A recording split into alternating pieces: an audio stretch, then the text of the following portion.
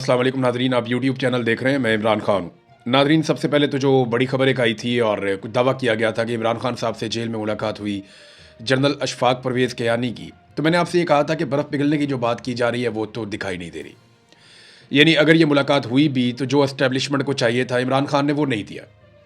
हाँ, इमरान खान साहब face saving दे सकते हैं इस लेवल पे कि एस्टेब्लिशमेंट वापस से बैरक्स में चली जाए और फ़ौज अपना काम करे, इदारे अपना काम करें। क्योंकि जब मेरी लास्ट इमरान खान साहब से आज से लगभग 3 सवा 3 साल पहले जब मुलाकात हुई थी और जब बातें हो रही थी तो इमरान खान साहब यही कह रहे थे कि मैं इस नतीजे पे पहुंचा हूं कि पाकिस्तान की मिलिट्री एस्टेब्लिशमेंट ने लगातार मुदाखलत कर करके पाकिस्तान की सियासत को और पूरे स्ट्रक्चर को तबाह किया।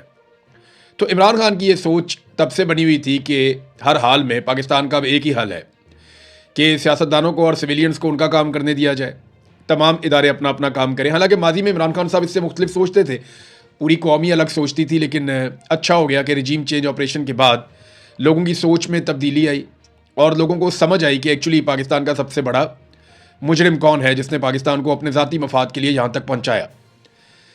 देखें, इससे पहले जब भी किसी ने यह आवाज़ उठाई ना सिविलियन सुपरमेसी की, तो उसके साथ बहुत सारे इल्ज़ामात लगे हुए होते थे। उनमें से कुछ झूठे और कुछ सच्चे होते थे, लेकिन उन लोगों के करैक्टर इतने बड़े नहीं थे। ये पहली मरतबा इमरान खान साहब का करैक्टर इतना बड़ा था और उनके ऊपर लोगों का ट्रस्ट इतना ज़्यादा था। इमरान खान साहब ये कहते हैं ना अक्सर कि मुझे लोग 50 साल से जानते हैं। तो बात यही है कि लोग अपने एक ज़ाती जान पहचान वाले आदमी को जब उन्होंने देखा कि इसके साथ भी ये हो सकता है, तो फिर उन्हें पहली मरतबा ऐसा लगा कि झूठ मिलिट्री एस्टेब्लिशमेंट बोलती है, सियासतदान नहीं बोलते।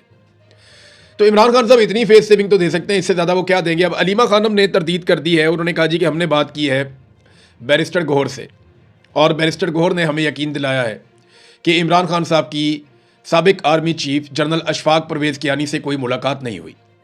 दूसरी जानिब जो जर्नलिस्ट ये क्लेम कर रहे हैं कि ये मुलाकात हुई है, उनका ये कहना है कि पाकिस्तान तहरीक इंसाफ के अंदर से भी लोगों ने कंफर्म किया कि मुलाकात हुई है। खासतौर पर रज़ी ताहिर साहब ने ये बात की है। अब एक तरफ कुछ सहाफ़ी है वो ये कह रहे हैं कि जी मुलाकात हुई है, दूसरी तरफ बहुत सारे लोग चुप भी हैं जिनके पास इंफॉर्मेशन नहीं है। तो अलीमा खानम कह रही हैं कि ये मुलाकात इमरान खान साहब की नहीं हुई।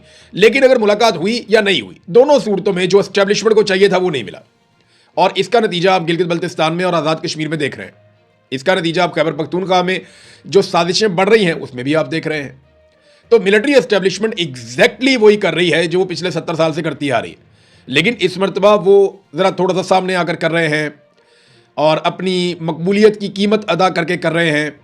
लोगों के सामने जो है वो नंगेपन का शिकार हैं, तो लोग अब जानते हैं सारा कुछ। अलीमा खानम ने कहा जनाब कि हमने चेक किया बैरिस्टर गौहर से, ये खबर मुकम्मल तौर पे फेक है। गलत मालूमात इसलिए फैलाई जा रही हैं ताकि इमरान खान साहब के साथ जो टॉर्चर हो रहा है कैद तन्हाई वाला, उससे तवज्जो हटाई जा सके। उन्होंने कहा जी कि जो फैक्ट हैं वो मंदरजा झेल हैं कि इमरान खान साहब को इलाज की सहूलत नहीं दी जा रही अस्पताल में उनकी आँख के हवाले से, उन्हें अपने बेटों से बातचीत करने की इजाज़त नहीं दी जा रही और उन्हें किताबें नहीं दी जा रही 6 महीने से, और उन्हें टेलीविज़न की सहूलत भी मैसर नहीं है कि वो उससे देख ले और कुछ उनको इन्फॉर्मेशन मिले, और उन्हें किसी से भी रब्ता करने की बाहरी दुनिया से इजाज़त नहीं है। सिर्फ एक वकील है जिसके थ्रू 1-2 दफ़ा मालूमात आई, इसके अलावा और कुछ भी नहीं है। हकीकत तो ये है। तो अब ये जनाब सारी चीज़ें अलीमा खानम ने की हैं, हकीकत तो सामने आ ही जाएगी मुलाकात हुई या नहीं हुई, लेकिन नतीजा पहले ही आपके सामने आ गया। देखिए ना, यहाँ पे अगर खुफिया मुलाकात होती है तो वो तो रिपोर्ट नहीं होती। खुफिया मुलाकात को रिपोर्ट करने के पीछे भी फिर एक मकसद होता है कि मालूमात अब निकालो बाहर, अब मालूमात बाहर निकालो, कोई फ़ायदा नहीं हुआ, कोई हमें इसका बेनिफिट हुआ नहीं है। अब देखें ना, फ़र्ज़ करें आप कुछ अरसे बाद इमरान खान की कोई बहन मिलती जाकर जेल में इमरान खान से, और इमरान खान कहते कि मुझे मिलने आया था अशफाक परवेज़ कियानी, मुतालबात लेकर आया था, मैंने इनकार कर दिया। वो बाहर आकर बताती तो बड़ी बेइज्जती हो जाती पाकिस्तान की मिलिट्री एस्टेब्लिशमेंट की। तो ये भी हो सकता है, और मिलिट्री एस्टेब्लिशमेंट ने ये नहीं करना होता, जर्नैल ने खुद फ़ोन करके बताना होता है ये खबर है। 100 उनके पॉलिटिकल और सोसाइटी के अंदर बेशुमार उनके लोग काम कर रहे होते हैं, वो किसी तरह भी खबर इस तरीके से निकालते हैं बाहर के, जो खबर देने वाला होता है उसको भी आइडिया नहीं होता ये खबर जनरेट कहाँ से हुई और चली कहाँ से। बहरहाल बैरिस्टर गौहर ने अलीमा खानम को ये बताया और उसके बाद बैरिस्टर गौहर पहुँच गए स्कर्दू। यानी बैरिस्टर गौहर पाकिस्तान तहरीक इंसाफ के वो शख्स हैं जिन्हें इजाज़त मिल गई कि आप स्कर्दू चले जाएँ।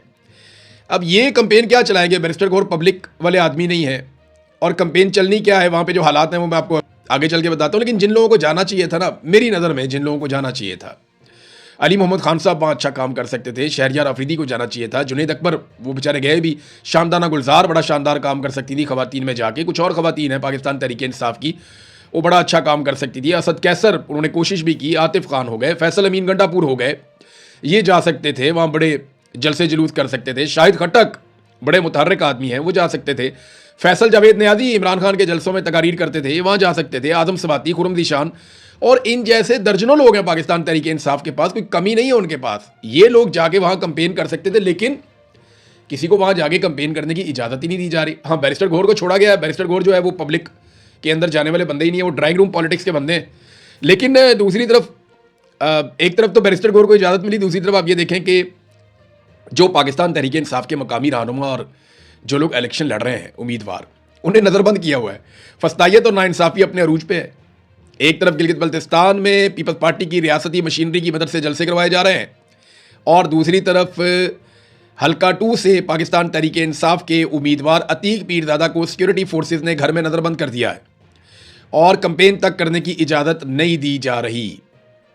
तो ये नाजरीन इस वक्त पाकिस्तान की मिलिट्री एस्टेब्लिशमेंट की सूरत हाल है कि बेचारे अब नज़रबंदियों पे उतर आए हैं, उम्मीदवारों को नज़रबंद कर दो, ये बाहर जाए ना, पब्लिक में ये वोट मांगे ही ना, इनको वोट पड़े ही ना। फिर इसके अलावा जितने वोटर हैं पाकिस्तान तहरीक इंसाफ के, उनको उठा के दूर दराज इलाकों में मुंतकिल कर दिया ताकि वो वोट डाले ही ना।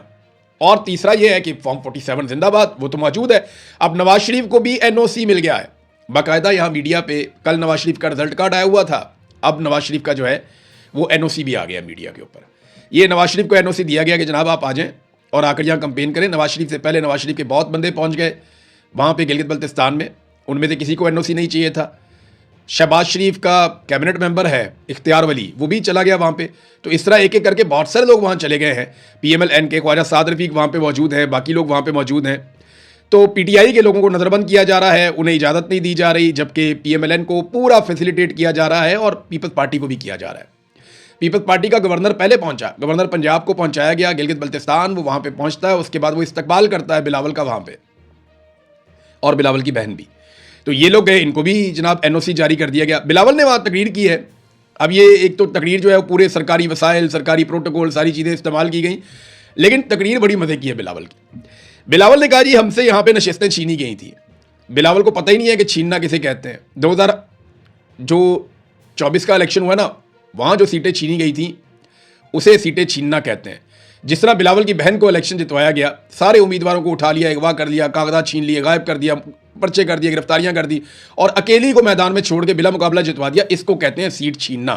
तो बिलावल को तो पता ही नहीं है सीट छीनना किसे कहते हैं, ये तो खुद सीट छीनने वालों में शामिल है। फिर बिलावल ने कहा कि फॉर्म 45 का बंदोबस्त आप कर लें, फॉर्म 47 का मैं कर लूंगा।